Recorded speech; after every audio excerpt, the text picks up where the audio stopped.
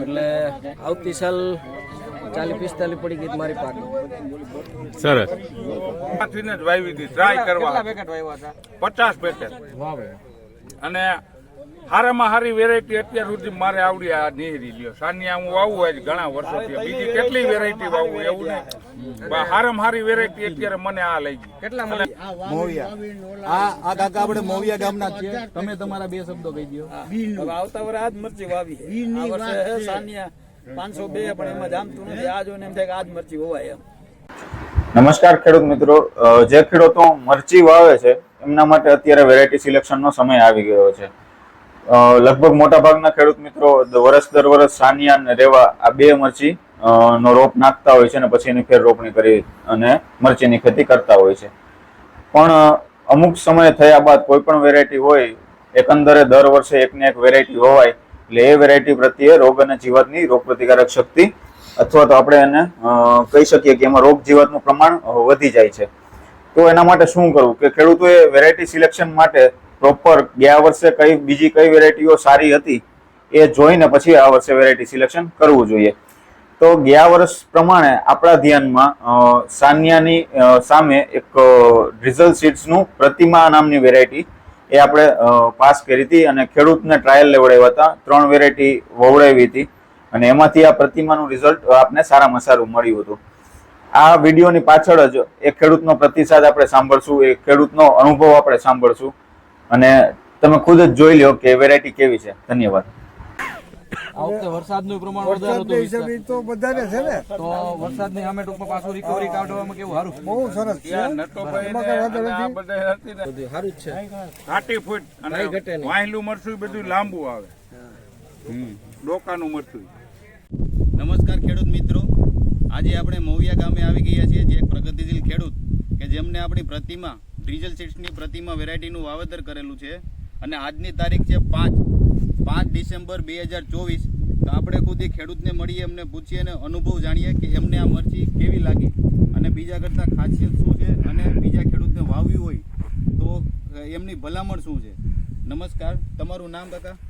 અરવિંદભાઈ મુરજીભાઈ દુદાણી, ગામ મોવિયા, તાલુકો ગોંડલ, જિલ્લો રાજકોટ. તમારો મોબાઈલ નંબર એકવાર કહી દો. 99 096 26 037. બરોબર. હવે તમારા ખેતરમાં 3 વેરાયટી છે, એમાં આપણે અત્યારે ઘેરામાં ઉભા છે પ્રતિમા. આ પ્રતિમા બરોબર. હવે આ વેરાયટી તમે વાવી છે, બીજા કરતામાં તમને અલગ શું જોવા મળ્યું છે? આ વેરાયટીની અંદર એક તો પહેલા નંબરની અંદર મરચું લાંબુ થાય, બરોબર. બીજા નંબરની અંદર બગાડ ઓછો, બરોબર. ત્રીજા નંબરની અંદર આનો વિકાસ પૂરેપૂરો મરચીનો, હા હા, અને ફ્લાવરિંગ એનું ચાલુ ને ચાલુ. એટલે આમાં ઉપર ડોકાનું અત્યારે જો આ કુણા ડીટીયા બધા જો આ ચાલુ જ છે બધાયમાં. મરચા લાગી ગયા તો અને મરચું એટલું પુષ્કળ છે.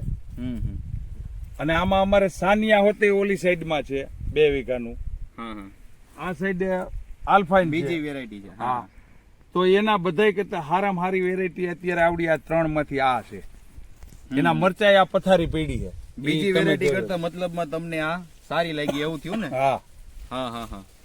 આ તમે જોઈ શકો મરચા અને લંબાઈ. શ્યામભાઈ લંબાઈ બતાવો તો મરચાની પૂરેપૂરી.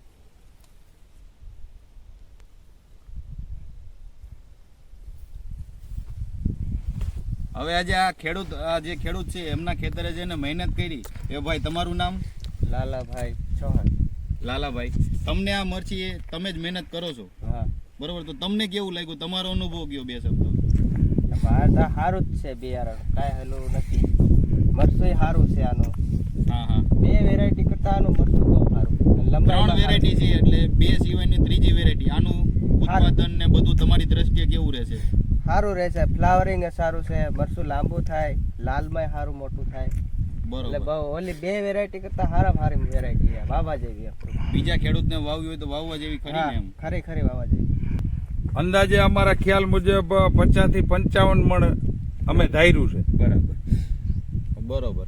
અને બગાડ કેટલો છે અત્યારે? બીજી બગાડ બીજી 2 વેરાયટી કરતા ઓછામાં ઓછો બગાડ આમાં. અને કલર વાઇઝ? કલરમાં સારામાં સારું અને લંબાઈ સારી.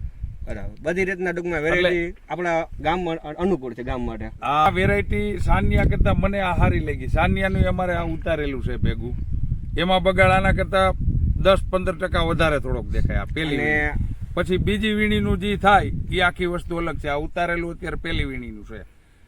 પહેલી વીણીમાં તમારે બીજી જાત કરતા આપણે બગાડ ઓછો છે એવો મતલબ હા. તમારું કહેવાનું. અને આ વર્ષે વાયરસ નો પ્રશ્ન થોડો વધુ જોવા મળ્યો વાયરસનો. અને વાયરસ ક્યાંય નથી. આની અંદર વાયરસ ક્યાંય એક છોડવામાં દેખાતો નથી કોઈ જગ્યાએ. બીજી રોગ જીવાતમાં કેવું તમારે ફૂગનાશકના રોગ પ્રતિકારક શક્તિ હારી આની. બરાબર છે. તો છેવટે ખેડૂત મિત્રો આ વેરાયટી પ્રતિમા ડીઝલ સીડ્સ ની ખેડૂતોને વાયવા જેવી વેરાયટી ખરી એમ. મને સલાહ કીધી આપણે આ ખીલા મૂળ વાળી વેરાયટી છે એટલે શું થાય ગમે એવો વરસાદ કેવું કઈ થાય ને તો છતાં બગડવાનું પ્રમાણ ઓછું હોય. આપણે પેલા જોયું તેમ તે આ પ્રતિમા ડીઝલ સીડની પ્રતિમા વેરાયટી જ છે. તેના લાલ મરચા કાકા તમને કલરમાં ને એવું કેવું લાગે છે? કલરમાં કાંઈ ઘટતું જ નથી, એકદમ હાઈ ક્લાસ લાલ ચણોઠી. બરોબર. આપણે પેલા વાત થઈ તેની જેમ બગાડમાં પણ ઓછું છે. હા ઓછું બગાડ છે જ નહીં.